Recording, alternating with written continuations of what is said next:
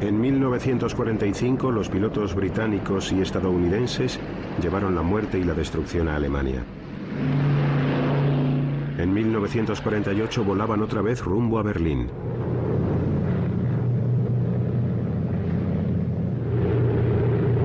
Esta vez iban a mantener viva la ciudad.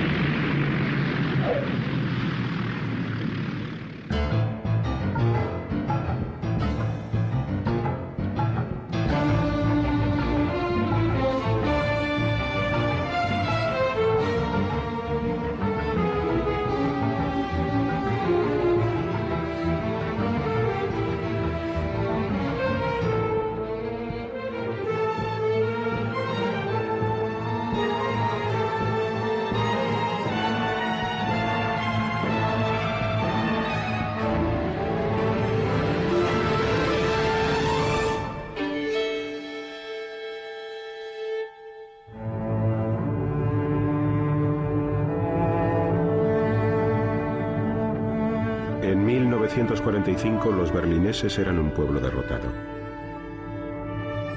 Su destino estaba en manos de rusos, estadounidenses, británicos y franceses, conquistadores del territorio alemán. Dividieron Alemania en 4 zonas de ocupación: soviética, estadounidense, británica y francesa. 3,5 millones de berlineses vivían en una ciudad situada a unos 200 kilómetros detrás de las líneas rusas. Berlín estaba unida con Alemania Occidental por medio de una autopista y un ferrocarril que atravesaban la zona soviética. También la ciudad estaba dividida en 4 sectores: soviético, estadounidense, británico y francés. Berlín y Alemania eran los dos únicos puntos donde las dos partes, es decir, las tropas soviéticas y las que procedían de los países aliados, estaban en contacto.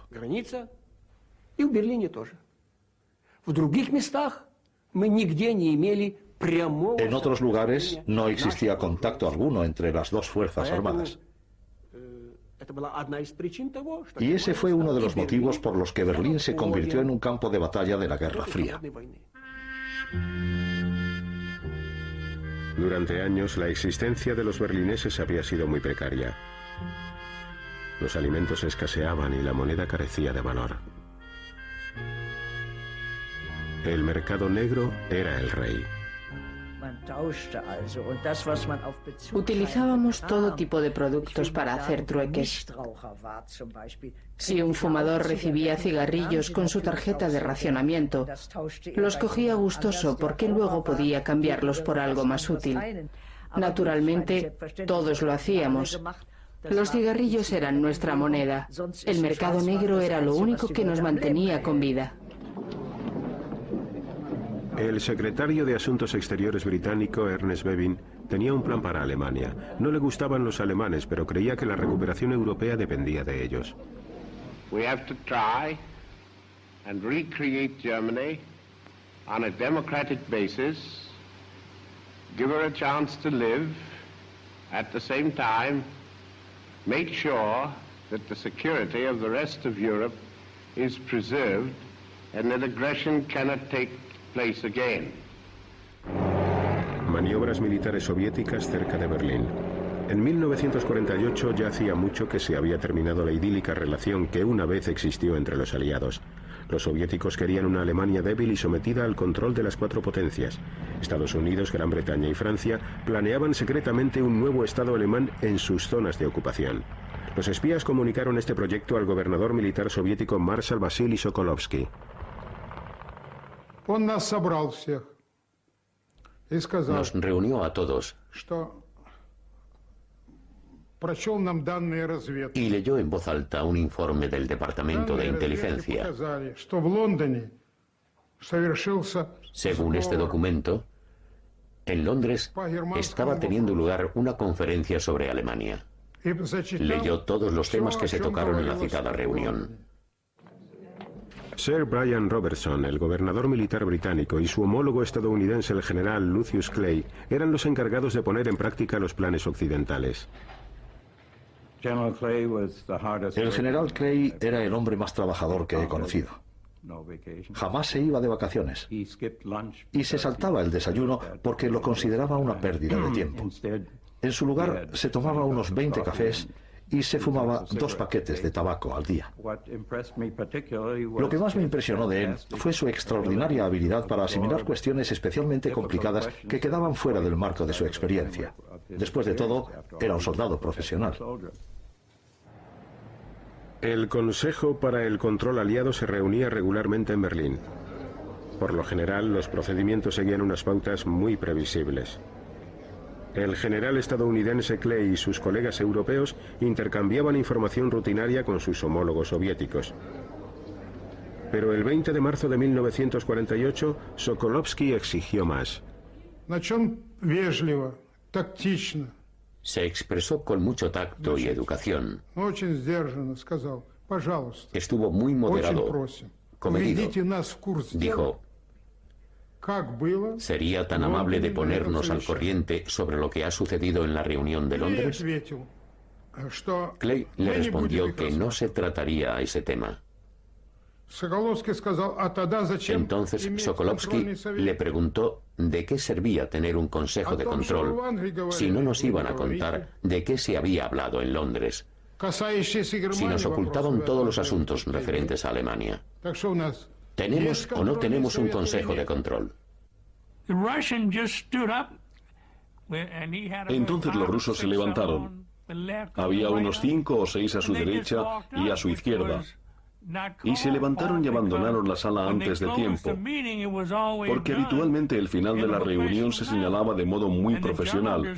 El general se limitó a pedir que todo el mundo permaneciera en su sitio porque la reunión aún no había terminado. Los antiguos aliados comenzaron a provocarse mutuamente. Occidente no tenía intención de moverse de Berlín, pero sabían que los soviéticos querían que se marcharan. Temían que Stalin se arriesgara a recurrir a una guerra para conseguir su objetivo. Los aliados occidentales planeaban una reforma monetaria en sus zonas. De este modo acabarían con los especuladores del mercado negro porque sus antiguas monedas perderían todo valor.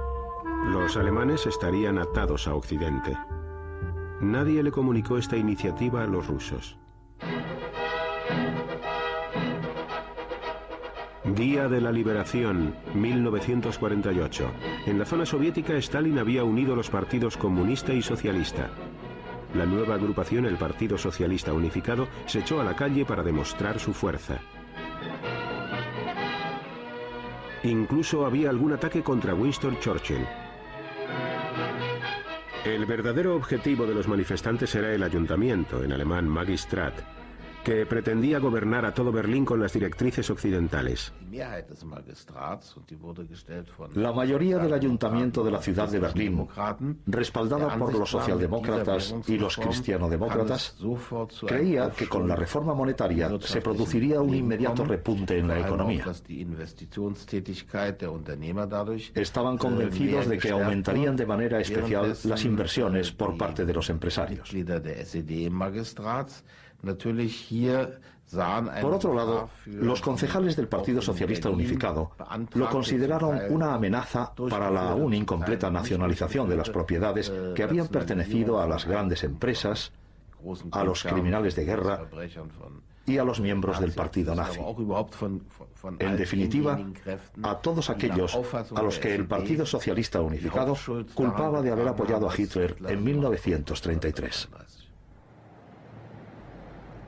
Este fue el escenario de un enfrentamiento entre el Partido Socialista Unificado y sus oponentes favorables a la política occidental. Este grupo estaba liderado por Ernst Reuter, cuya familia había tenido que huir de Hitler. Los rusos vetaron su elección como alcalde de Berlín. Es allen klar wurde, dass der kommunistische Diktaturwille jedes Mittel benutzen wird, seine Macht im Schatten des russischen Imperialismus aufzurichten Da haben wir in La atmósfera era muy tensa en aquellos momentos y había muchas posibilidades de que los rusos trataran de imponer su poder en esa parte del país. Y me refiero a la ciudad de Berlín, por supuesto. La situación era tan grave que en algunos momentos temimos tener que volver a salir huyendo de una dictadura. Los alemanes occidentales hicieron colas para recoger su nueva moneda, el marco alemán. Cada persona podía cambiar 40 marcos y nada más que 40. El resto de las monedas antiguas carecía de valor. Los soviéticos contraatacaron estableciendo su propia nueva moneda que, insistían, sería la misma para todo Berlín. Poder monetario y político eran sinónimos en aquella época. Por ello era tan importante introducir la moneda occidental, el marco alemán, en la zona este de Berlín y evitar que sus habitantes adoptaran la moneda de Alemania del Este. Ernst Reuter había convencido al general Klein y a los aliados occidentales para poner en circulación el nuevo marco alemán en Berlín Oeste. La nueva moneda, que llevaba un sello en forma de B por Berlín, comenzó a utilizarse en los sectores occidentales el 23 de junio. En esos momentos había dos monedas en la ciudad. Los berlineses descubrieron que los marcos alemanes occidentales tenían más valor que los otros.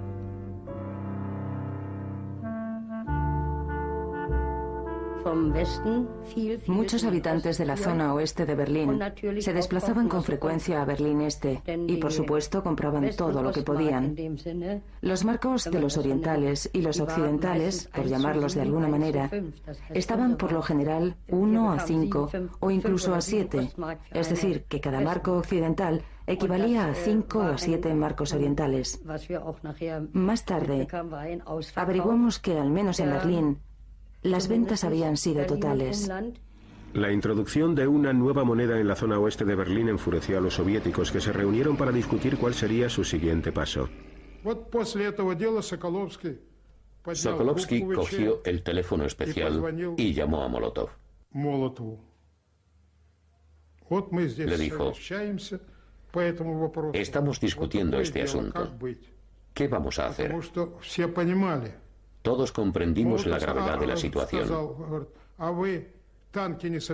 Molotov respondió: no estarás planeando llevar los tanques a las calles, ¿verdad? Sokolovsky dijo: no, a las calles no, pero lo situaré algo más cerca de Berlín. No hagas eso, dijo Molotov. Esperemos un poco. Si utilizas los tanques, te acusarán de intentar apoderarte de Berlín, y ellos, a su vez, enviarán sus tanques. Es mejor resolver este problema por la vía diplomática.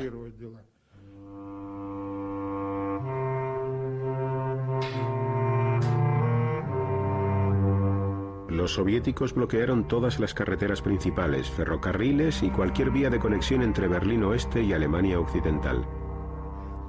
No concentraron sus esfuerzos en sellar todas las carreteras, pero ahora resultaba imposible efectuar la entrega de las 12.000 toneladas de provisiones en carbón y alimentos que Occidente enviaba a Berlín todos los días.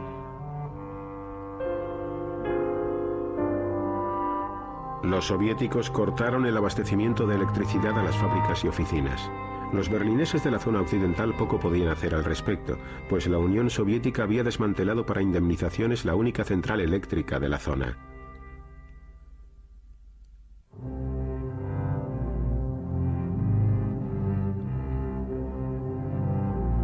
Los aliados occidentales impusieron un contrabloqueo en la zona soviética.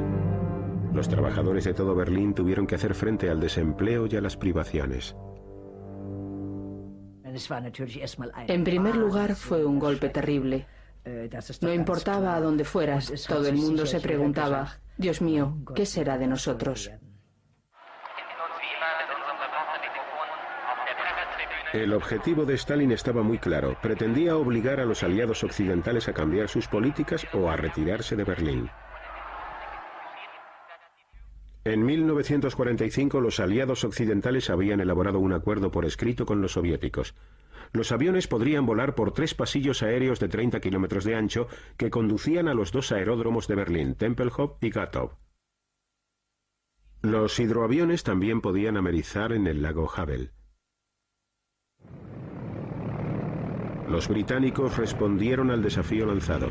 Planearon un puente aéreo para llevar provisiones a la zona y el secretario de Asuntos Exteriores, Bevin, respaldó la idea. The physical suffering of 2.5 million people in Berlin to try and influence the Allies, the Western powers, in their treatment of the Germans, and to try to force us out is one which we are unable to accept. El general Clay, comandante estadounidense, no creía que el plan del puente aéreo funcionara. Quería probar la determinación soviética enviando un convoy armado que atravesara el bloqueo. Aunque a regañadientes llegó a un acuerdo con Ernst Reuter para poner en práctica el plan. Clay dijo que esto entrañaría muchas dificultades, sin mencionar lo poco que podríamos hacerles llegar al principio. Y le preguntó sin rodeos a Reuter, ¿crees que los berlineses podrán soportarlo? A lo que Reuter respondió tranquilamente, tú ocúpate de los aviones, que yo me ocuparé de los berlineses. Y Clay dijo, con eso es suficiente. Llamó al general LeMay y le dijo, general, vamos a lanzar carbón sobre Berlín. ¿Carbón? Se sorprendió el general LeMay. Sí, dijo, vamos a mantener viva esa ciudad. Los aviones comenzaron a sobrevolar Berlín a finales de junio. Los estadounidenses lo llamaron Operación Víveres y los británicos Plain Fare. Los aviones tenían que entregar 2.000 toneladas de provisiones al día. Sin ellas, los berlineses de la zona occidental no podrían sobrevivir. Solo les quedaba carbón para 45 días y comida para 36.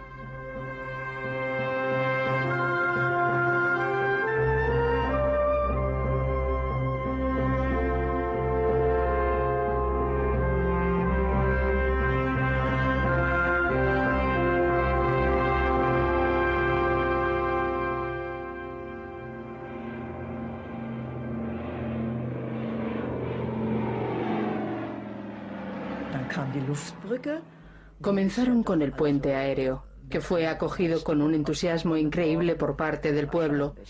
Confiaban en él. Fue realmente extraordinario. La gente pensaba, ¿por qué no va a funcionar? Ya habían lanzado bombas sobre Berlín.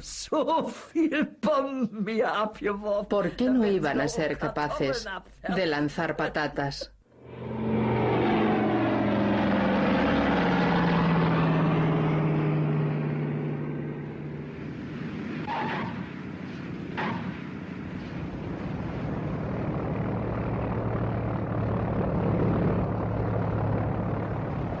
Miles de berlineses encontraron trabajo y una comida caliente cada día trabajando para el puente aéreo. Nos dividimos en grupos de trabajo controlados por un supervisor estadounidense. Uno a uno los grupos se encargaban de recibir a los aviones a medida que estos iban llegando. Id al siguiente avión. Los aviones de mayor tamaño transportaban 9 toneladas cada uno. Podíamos descargar un avión en 7 minutos aproximadamente, y eso eran casi 9 toneladas de carbón. Los británicos contrataron los servicios de operadores civiles. En Gran Bretaña no había mucha gente que tuviera aviones, pero en aquella época yo era bastante afortunado, porque poseía 12 bombarderos Halifax remodelados. El gobierno vino a verme y me dijo, ¿podemos hacer algo con esos aeroplanos? Yo respondí, por supuesto, pero no deben olvidar que nosotros pensábamos que esta situación solo iba a durar 2 o 3 semanas, de lo contrario, habría guerra. Los Estados Unidos participaron enviando bombarderos B-29 capaces de transportar bombas atómicas a Gran Bretaña. A este movimiento se le dio una gran publicidad. are the men whose nerve-wracking job it may be to fight their way through weather and red obstruction. So grave is the crisis that General Clay is recalled to Washington to report on the situation. He is greeted by Secretary of the Army Royal and then is welcomed by Chief of Staff Omar Bradley. On his shoulders may rest the responsibility for peace or war, and the Commander-in-Chief at the White House awaits his appraisal of the most explosive situation yet in the struggle between East and West. Clay solicitó una vez más que se le permitiera enfrentarse a los soviéticos con un convoy armado. Si los soviéticos se hacían a un lado y dejaban pasar el convoy, seguiría habiendo paz. Si optaban por negarle el paso, entonces habría guerra. Era así de sencillo. Pero lo último que deseaba el presidente Truman en este mundo era que nuestro país se viera inmerso en otra guerra mundial, puesto que acabábamos de salir de una. De modo que no hubo convoy armado, sino más aviones para seguir adelante con el puente aéreo. Since I have been in Washington, I have been assured of an additional supply of C-54s, which carry 10 tons, to replace the C-47s. And this will enable us to build our airlift up to 4,500 tons a day. This tonnage will enable us to maintain Berlin indefinitely while we try to find a peaceful solution to the Berlin problem. En agosto, Stalin acudió a un espectáculo aéreo cerca de Moscú. Confiaba que el bloqueo que la Unión Soviética había decretado sobre los sectores occidentales de Berlín bastara para obligar a los aliados a volver a la mesa de negociaciones. Pero el tiempo no estaba necesariamente de su parte. El contrabloqueo occidental de carbón, acero y máquinas herramientas estaba empezando a hacerse notar. Cuando los diplomáticos occidentales solicitaron reunirse con él, aceptó.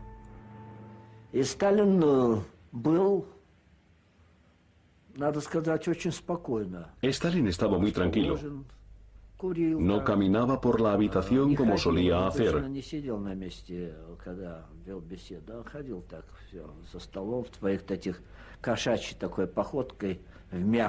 En circunstancias normales hubiera ido de arriba a abajo como un león en su jaula, pero esta vez no.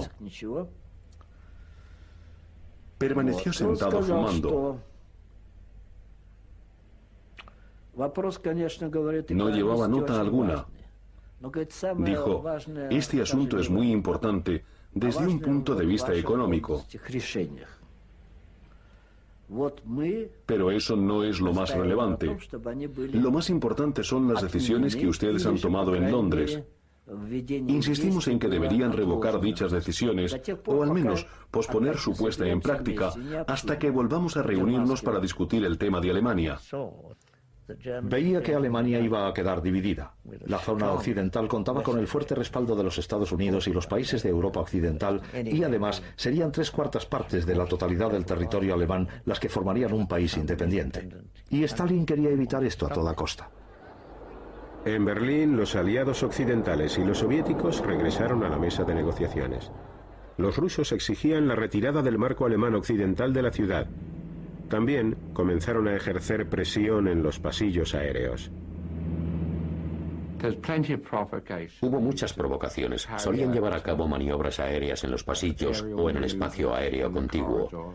Se situaban encima de nosotros porque nosotros no podíamos superar una altura máxima, y desde allí disparaban sus equipamientos militares, lo que nos provocaba horribles pitidos en los oídos y otro tipo de malestares.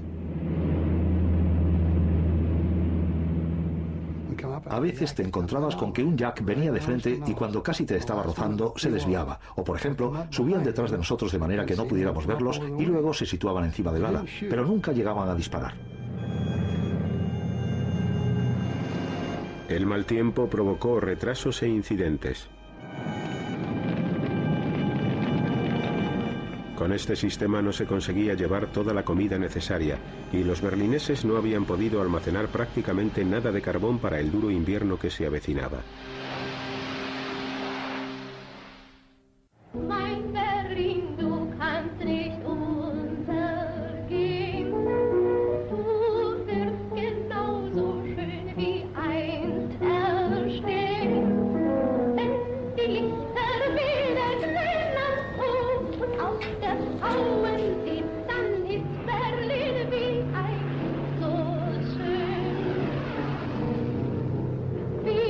sabían que estaban viviendo al borde del abismo. Solo había electricidad durante 4 horas al día.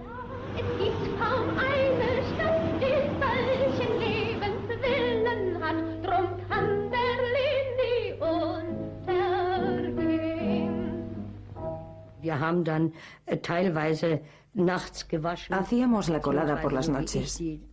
Además, como yo tenía un bebé, también tenía que hervir los pañales y hacer la comida.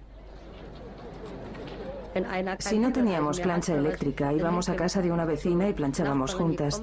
Siempre ocurre lo mismo en los malos tiempos. Las personas se unen para lo bueno y también hacen frente juntas en las adversidades. El bloqueo soviético no evitó que los berlineses se movieran libremente dentro de la ciudad. El sector oriental, situado al otro lado de la puerta de Brandenburgo, podía resultar muy atractivo. Yo iba muy a menudo a Berlín Este. Si querías salir, tenías que ir al sector oriental. Allí había salones de baile, música e iluminación eléctrica. Las habitaciones tenían calefacción y prevalecían las condiciones normales en tiempos de paz.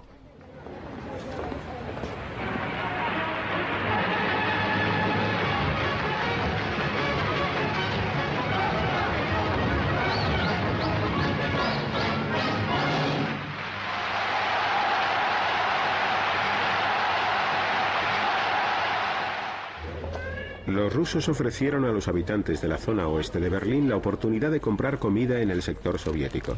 Aproximadamente 1 de cada 10 aceptó.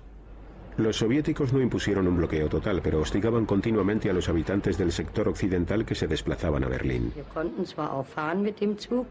Podíamos llegar allí en tren, pero los rusos nos registraban una y otra vez, allí y en todos los lugares. Llegaban a la estación y nos pedían los documentos de identidad o registraban nuestras bolsas y mochilas. Teníamos la sensación de que si a uno de esos rusos no le gustaba la cara de un alemán, se lo llevaría. La tensión entre los antiguos aliados de guerra aumentaba por momentos. La ciudad estaba totalmente dividida.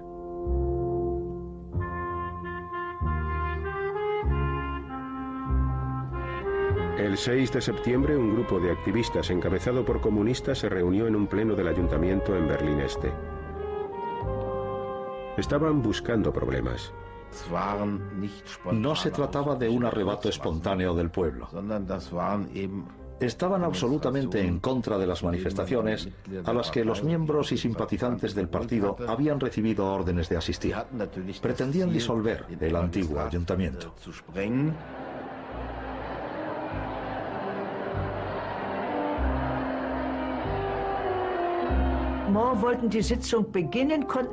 Queríamos comenzar la sesión, pero el orador Schur no podía hacerlo, porque los grupos de comunistas se habían ocupado de estar allí. Comenzamos a correr la voz. No podíamos trabajar allí. Algunas personas ya habían sido golpeadas, por lo tanto, tuvimos que marcharnos. Los concejales celebraron la reunión del ayuntamiento en la seguridad de Berlín Oeste. Con ellos estaba Ernst Reuter, que hizo un llamamiento a todos los berlineses y les pidió que se reunieran en el Reichstag para protestar. La radio del sector estadounidense difundió la noticia.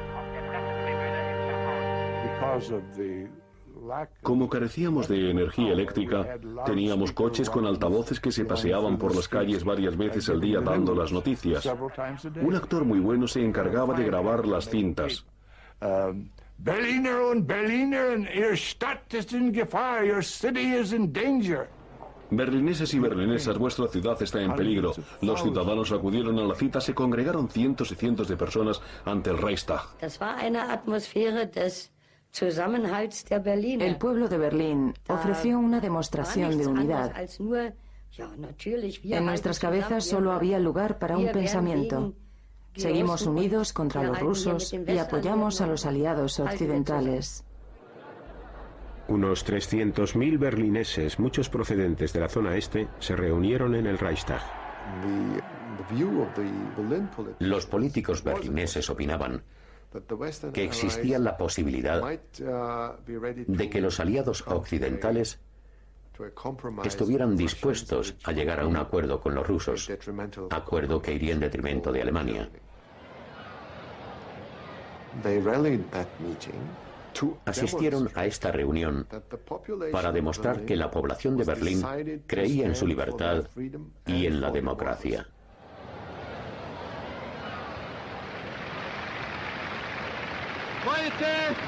Heute ist der Tag, an dem nicht Diplomaten und Generäle reden und verhandeln.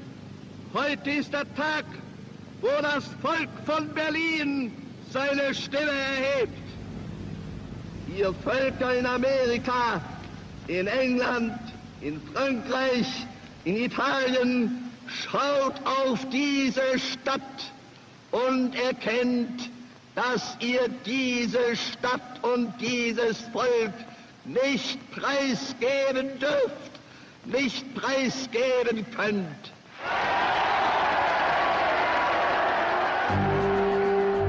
Cuando terminó la concentración, los berlineses arrancaron la bandera que ondeaba en la puerta de Brandenburgo. La policía del sector este y los soldados soviéticos abrieron fuego, hiriendo a 12 personas. Un joven berlinés resultó muerto.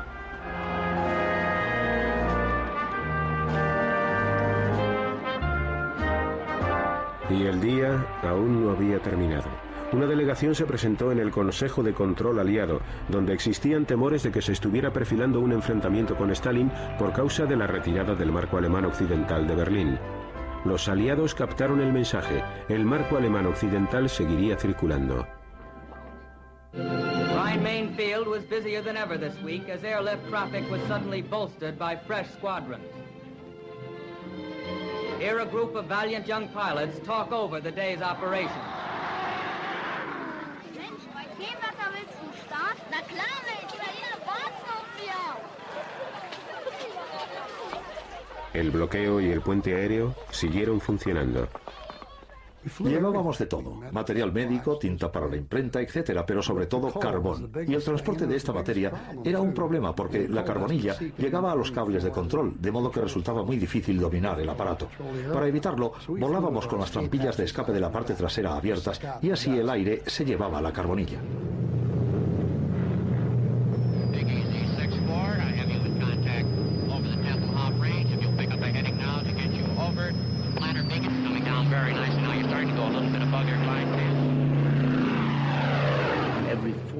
Cada 45 segundos, aviones procedentes del oeste sobrevolaban Kleinmachnow, la academia más importante del partido, para aterrizar en Tempelhof.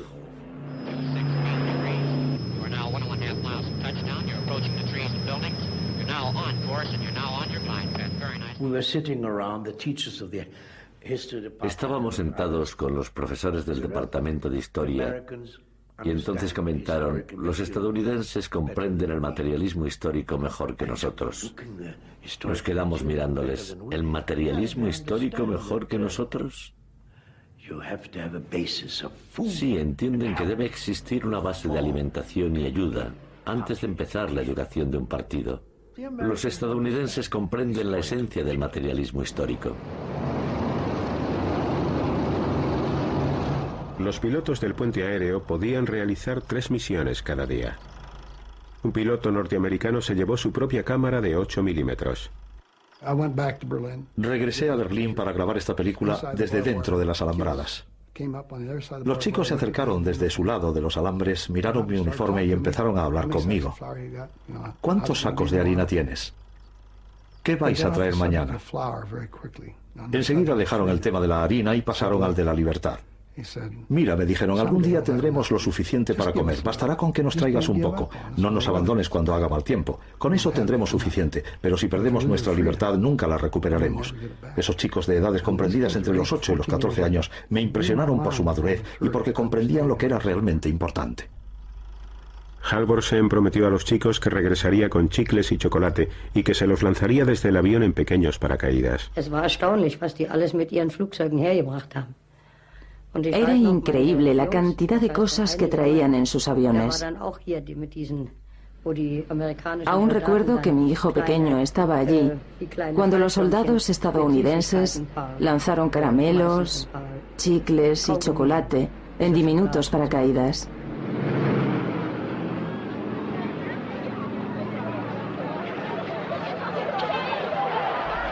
Como prometió Halvorsen, pronto llovieron las bombas de caramelos. Su oficial superior le mandó llamar.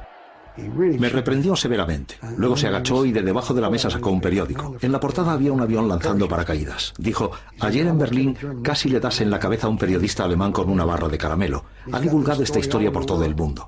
Y continuó: el general la ha leído y me ha llamado para averiguar qué estaba pasando. Y yo no sabía nada, así que nunca me ascenderán. ¿Por qué no me lo dijiste? Yo le respondí: no pensé que aprobara mi decisión, señor. Él dijo: tienes toda la razón, pero el general cree que es una buena idea, así que sigue haciéndolo.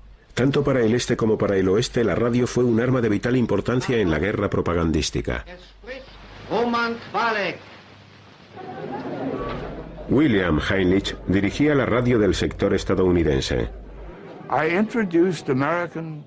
Introduje técnicas de radiodifusión estadounidense porque, según mi teoría, si no hay público es imposible convencerle de algo. Por lo tanto, mi prioridad número uno era conseguir que la gente nos escuchara.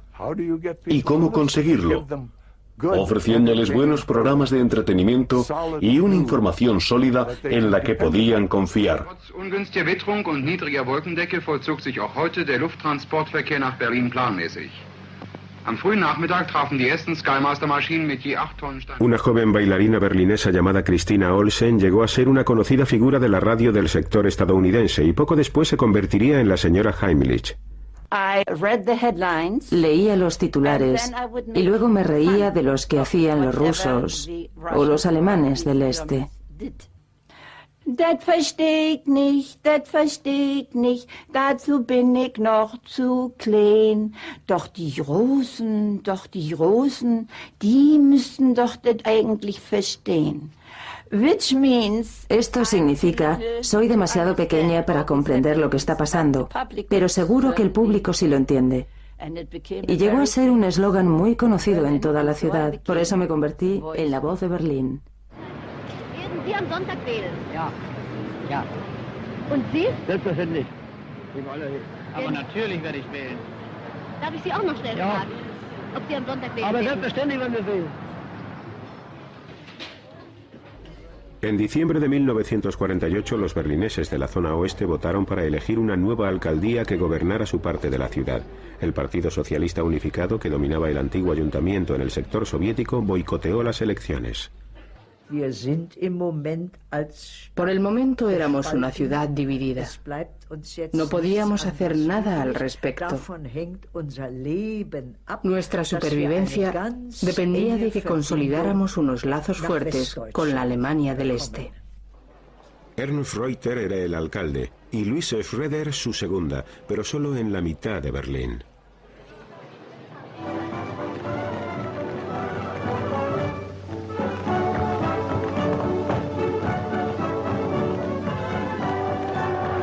Bob Hope y el genial compositor de Timpanali, Irving Berlin, llegaron para animar las navidades a las tropas estadounidenses en Berlín y al general Clay. No, you got the name wrong. It's Irving Jones. Irving Jones? Yes, I changed it. Anything over here named Berlin, they cut up into sectors.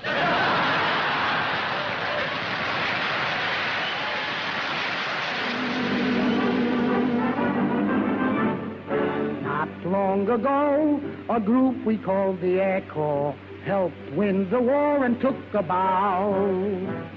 Not long ago, we cheered the fighting Air Corps. Let's see what's happened to them now.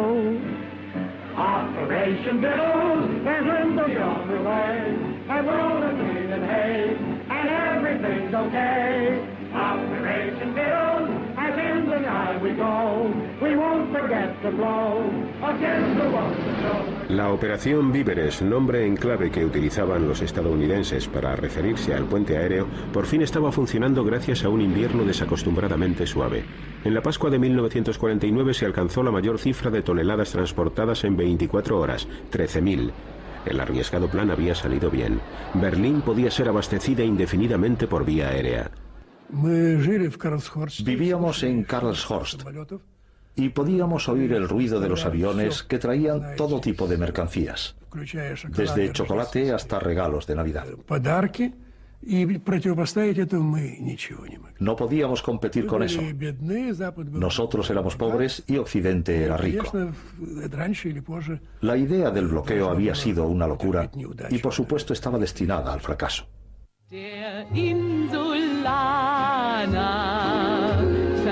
Los soviéticos habían fracasado en su intento de expulsar a británicos, estadounidenses y franceses de Berlín. El contrabloqueo aliado estaba causando grandes daños en la zona soviética. El 12 de mayo de 1949, Stalin admitió que la situación estaba igualada. Familiar with the old Russian habit of changing their minds when it suits them, seasoned campaigners could not quite grasp this new mood of cooperation. As on the stroke of 12, the barrier goes up and a British jeep leads the race into Berlin.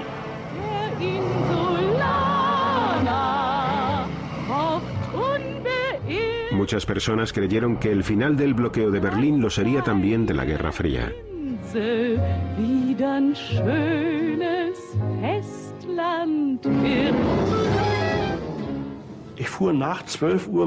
Regresé a casa pasada la medianoche después de haber cogido el tren desde Ostkreuz hasta Neukölln. Cuando cruzamos la frontera entre los dos sectores, todo estaba iluminado. Era como un sueño. Era pura alegría, nada más. Lo habíamos conseguido. El plan había funcionado en el oeste. Era algo muy importante. Occidente había ganado. Para el general Clay había llegado el momento de regresar a casa. Tras un desfile de despedida, hizo una visita final a Berlín. Entonces me pidió que le acompañara a la ceremonia de despedida final que tendría lugar en el ayuntamiento. Adenauer y los oficiales alemanes más importantes estaban allí. Fue una ceremonia realmente impresionante. Y como suele suceder, nadie había pensado en poner un micrófono independiente para el orador. Esto ya me había ocurrido hace tiempo y significaba que cuando me llegara el turno de hablar, tendría que acercarme al general Clay para usar el micrófono. La luz era muy fuerte y gracias a ella pude ver que había lágrimas en sus ojos. I shall not use the English word goodbye, but rather try to say to you, Auf Wiedersehen. El día que el general Clay dijo Auf Wiedersehen, el jefe de la futura República Federal Alemana, Konrad Adenauer, se dirigía a los berlineses.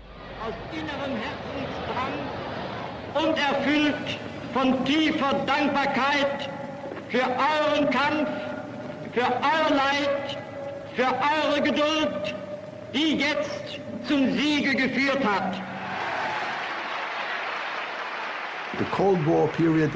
El periodo de la Guerra Fría en Berlín fue realmente el núcleo, la raíz de la democracia de posguerra en Alemania.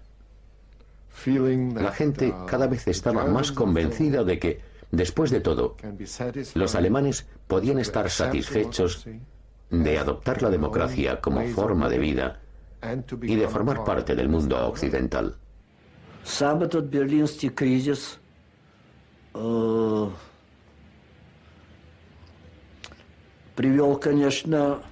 El resultado de la crisis de Berlín fue la división de Europa.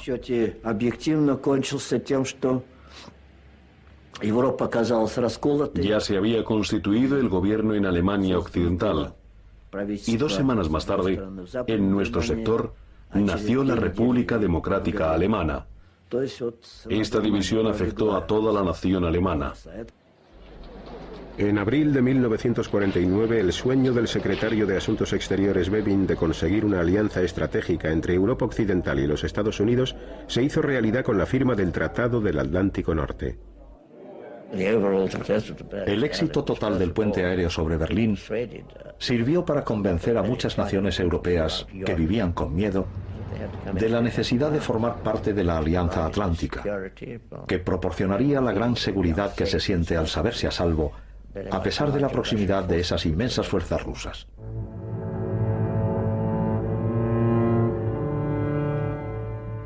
...29 de agosto de 1949... los soviéticos detonan su primera bomba atómica. El monopolio nuclear de los Estados Unidos había finalizado. El mundo se encontraba en medio de dos superpotencias que competían entre sí, y en pleno centro se encontraba una Alemania dividida y una ciudad, Berlín, también dividida.